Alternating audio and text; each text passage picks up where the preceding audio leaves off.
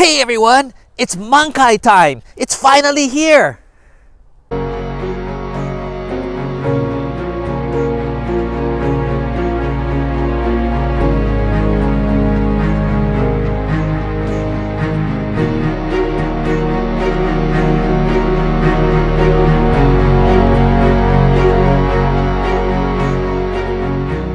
Hey everyone, this is Mike Matsuno, the man in Japan.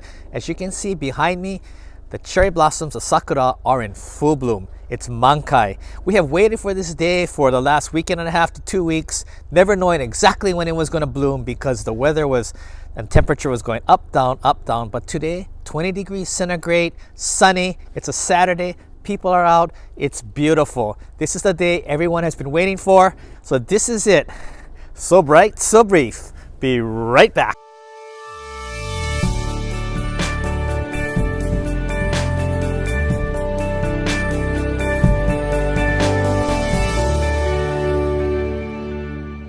For most Japanese, the Sakura, it exudes, and symbolizes, beauty, life, death, renewal. It encapsulates all of these different emotions. So it's a very romantic symbol and flower for the Japanese. You can see the Sakura, in anime, manga, it's everywhere. It's part of the Japanese, the whole persona, the whole psyche. And the idea of renewal is that Sakura, or the cherry blossoms, bloom in spring, and that's like the beginning. Although these cherry blossoms will bloom and go into Mankai, and maybe within a 10-day to 14-day period will bloom, Mankai, full bloom, and die, and all the petals will fall. It still encapsulates this idea of renewal in the sense that all these flowers behind me, once the petals all drop, will be replaced by green leaves, and these trees will become all green. Like it's a sense of renewal or of rebirth. And even for the Japanese, their school and company calendar begins on April 1st. So for them, it coincides with the blossoming of the cherry blossoms. This whole idea of the new start. These new college freshmen, they're at the beginning of their new hope, for the future. They're starting a new chapter in their life. It's the same for the company employees who, after they graduate, they all start on April 1st. There's these ceremonies of acceptance, and so it's very, very organized and very systematic. So for all of these people, April 1st, spring, the Sakura are a sense of to fulfill their dreams of the future. Also, the idea of the Sakura, the cherry blossoms, so bright, so brief, blooming so quickly and then disappearing, symbolized or personified by the life of the samurai, or bushido, bushi meaning samurai, the code of the warrior.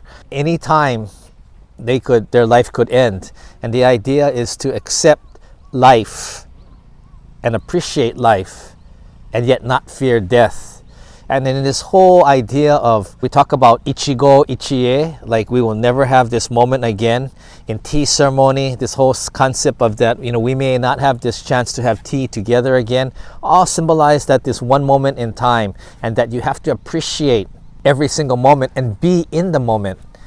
And the cherry blossoms, Sakura, also have this effect that you have to enjoy, you have to appreciate, you have to be in the moment to sense and to feel and to see, and then tomorrow it will be gone. In Japanese, literature and in the history, there's this Buddhist overtone of this whole idea of the mortality, the life being so fragile.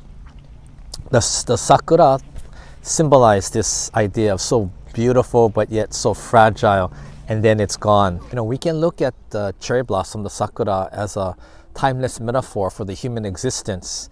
Like we as human beings are on this earth for such a minute, small period of time compared to the whole entire life of the universe. And so if you look at it in that respect, then it's similar to the cherry blossom, the Sakura. Our life is so bright and so brief. In anime and manga, when you see cherry blossom petals which have fallen on the ground, then that's usually a sign of either death or the end. And so everything is, threaded together.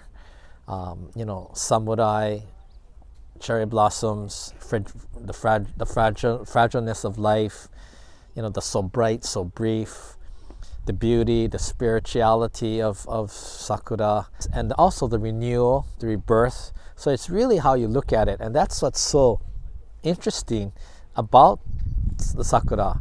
Not only is it so beautiful, but it's for such a small, short period of time. And when it does bloom, it comes and it goes. And I guess there's also the mystique that you may miss it if you come from outside of Japan. I guess that demonstrates, that it's alive. It's not something set like go and see the Grand Canyon. We can go and see the Grand Canyon. However, with the cherry blossoms, you never know. You might come and you might miss it totally. It might be too warm, it might be too cold. I think there's this mystique about this and Japanese, say, daishizen, nature, that the Japanese really admire and go out and look for it. I think the Northern Lights they call aurora, like in Alaska when they come. They spend a lot of money and time, thousands of dollars to come to go up and try and see the Northern Lights for maybe 3 nights, and the chances are only 75% that you'll see it. So again, it's not like the Grand Canyon that you pay and you'll see it. With the Northern Lights, you may not see it. So you spend all this money, take off from work, or spend all this time, go up to Fairbanks, Alaska, or Yellowknife, Canada, or in Finland, and maybe not see it at all. And so there's like a gamble to do that. But I think this allure, this whole idea of nature, daishizen, it's alive and it's a real thing. And maybe seeing it or not seeing it is also maybe part of the excitement, the waku waku of going. And so maybe for foreigners coming into Japan, there is maybe this waku waku, will we see the cherry blossoms, will we not? Similar to like the Japanese, maybe going and seeing the Northern Lights, the aurora, out in Alaska or out in Canada. So really, the Sakura is like a magical flower in Japan, in the sense that it encapsulates all these different ideas and feelings, renewal, birth, beauty, the fragileness of life, so bright, so brief, ichigo, ichie, the life of the samurai, bushido. All of these are encapsulated in this simple cherry blossom flower that blooms once a year for a few days, and then it's gone. And that, I think, is really the mystique of Sakura, or the cherry blossom. I'm out here in the country, so there's very few people out here, walking around and maybe having ohanami. But I'm sure in Kyoto, probably half the nation is there in Kyoto. It must be crazy.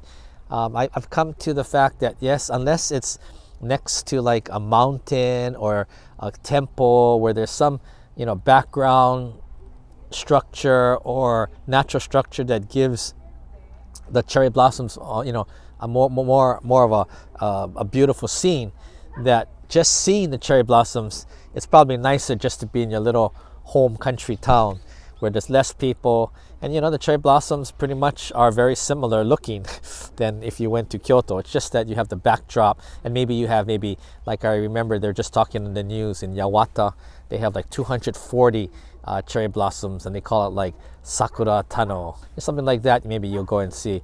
But just to see in the trees itself and just the peacefulness, it's very spiritual.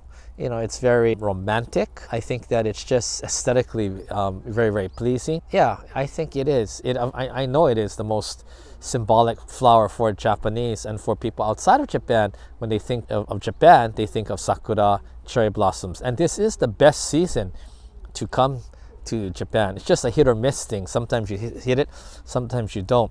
The other season would be in the fall to see the changing of the leaves, called koyo.